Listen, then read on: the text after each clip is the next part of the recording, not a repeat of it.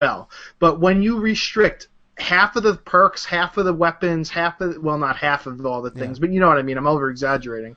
But when you have It's a all of lot. these, when you have all of these restrictions on the things that you can and cannot do, and you only have 3 game modes, or in certain cases 2 with previous Call of Duties, when you only have a certain finite, when you restrict everything down, you're playing such a sub genre of the game that you're not taking the overall system level design into account there. And that's why picking on the competitive players, while they do have to know the game very, very well in order to do what they do, they need to know a fraction of the overall picture of Call of Duty.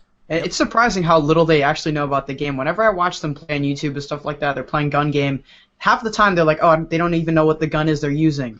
It's because they're restricted to the things they only use in competitive. Like, so they use the same guns, and so when they go into actual public matches, they don't know half the stuff they're doing. They don't know the names of anything. It's because, you're right, because they're part of such a small community.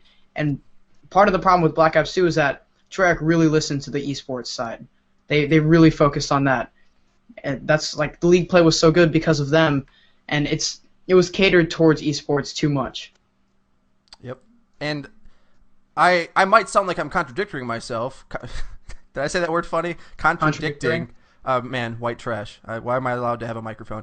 I might sound like I'm contradicting myself because I liked them having and focusing a good esports scene. But the problem is when you ask someone who is part of a subset community who is biased and doesn't know how to look at it from the grander picture, then they're just going to do the things that helps them. Like, I am willing to see, like, okay, this is what's going to work in competitive, and look out, the snipers want this, whatever. You have to be able to, like, flatten it out and do what's best for everyone.